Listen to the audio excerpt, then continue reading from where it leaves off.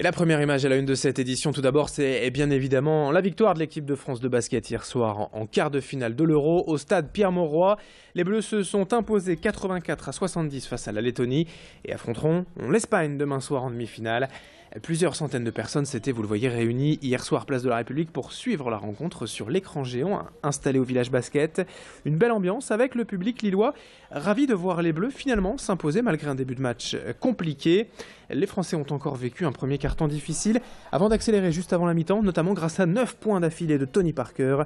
La France a pu ensuite gérer son avance en deuxième mi-temps et filer tranquillement vers la demi-finale. Idil Gunay était hier soir place de la République avec certains de ses supporters. Première mi-temps c'était un peu limite, mais après on a vraiment mis la grosse charge et c'était super. L'ambiance à Lille c'est super et tout le monde est super content, donc rendez-vous en demi. En demi. C'était superbe, super match, début difficile mais la fin est fantastique. Toutes les générations ont participé, c'était génial. J'espère qu'on va sortir une bonne demi-finale contre l'Espagne et moi je le sens bien et je sens qu'on va gagner la médaille d'or. Grosse pression défensive en deuxième mi-temps, le public était présent, on a su surmonter la défense. Et maintenant, rendez-vous en demi pour affronter l'Espagne, pour pouvoir défendre notre titre.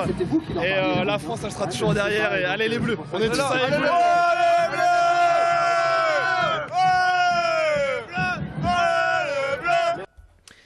Et aujourd'hui, bien sûr, place aux deux autres quarts de finale de cette Eurobasket au stade Pierre-Mauroy. À 18h30, la Serbie affronte la République tchèque et à 21h, Italie face à Lituanie. L'autre info en image aujourd'hui, c'était l'autre événement. Hier soir, un événement musical avec le concert des Insus au Splendide de Lille. Les trois ex-musiciens de Téléphone, Jean-Louis Aubert, Louis Bertignac et Richard Kolinka, sont donc de retour ensemble sur scène sous ce nouveau nom. Et après un concert très intime vendredi dernier à Paris, avec uniquement des invitations, les Insus ont donc réservé leur deuxième apparition au public lillois. Cette fois, 900 personnes avaient pu acheter leurs billets.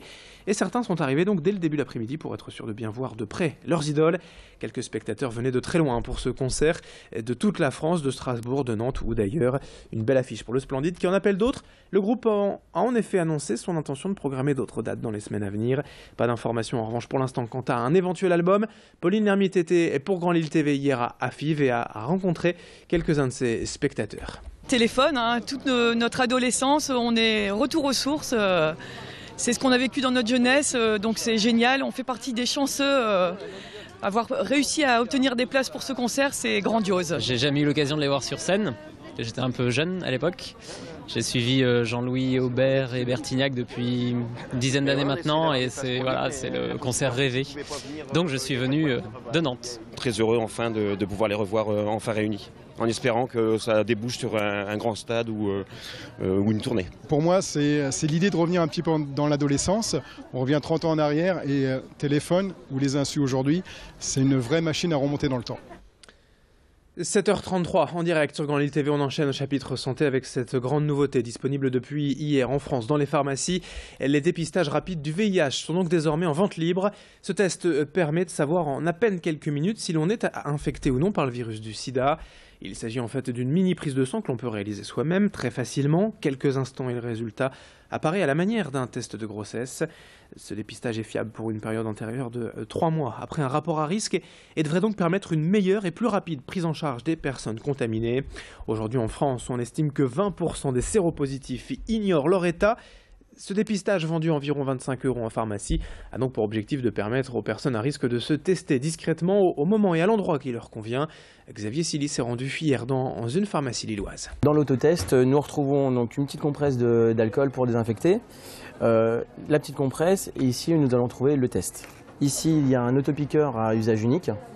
Donc le but c'est de venir se piquer sur un côté du doigt pour créer la goutte de sang. Une fois qu'on aura notre goutte de sang qui aura apparu, on viendra l'aspirer avec le test.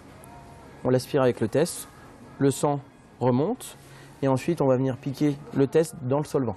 Une fois qu'on aura piqué le test dans le solvant, il faut à peu près 10 minutes pour que le solvant accompagné du sang remonte et puisse colorer les potentiels réactifs. Et puis on termine ce journal avec la semaine européenne de la mobilité et même plus précisément le Challenge Mobilité Nord-Pas-de-Calais les 21 et 22 septembre. L'objectif est de promouvoir les modes de déplacement alternatifs pour les trajets domicile-travail. Et pour cela, il faut vous parler des PDE, les plans de déplacement entreprise. L'agence de marketing lilloise Les Enchanteurs a été la première à mettre en place ce PDE et aujourd'hui, 75% de ses salariés vient travailler en transport en commun ou à vélo. Mais l'agence veut innover et faire encore plus en incitant même ses clients à faire de même. Pour le moment, la mobilisation est difficile, mais au début, c'était également le cas. Éric Merlin, le gérant, nous en dit plus au micro de Pauline Lermite. Et en fréquentant le réseau Alliance qui met ça en place pour des grosses entreprises, en général on met ça en place sur des boîtes de plus de 500 personnes et en participant à plusieurs ateliers, je me suis dit finalement pourquoi pas nous, alors qu'on était une quinzaine, pourquoi les petites boîtes n'auraient pas le droit aussi de réfléchir à ça. Et donc on l'a fait, donc c'est une évaluation des déplacements de l'ensemble des salariés, donc il faut interviewer tout le monde, savoir d'où ils viennent, etc. Et puis trouver des solutions finalement. Alors, exemple concret de ça, c'est que dès que les Vélis sont apparus, on a offert l'abonnement Vélil à l'ensemble des salariés. 7h36, fin de ce journal. Dans un instant à suivre vos prévisions météo et l'infotrafic en temps réel. A tout de suite.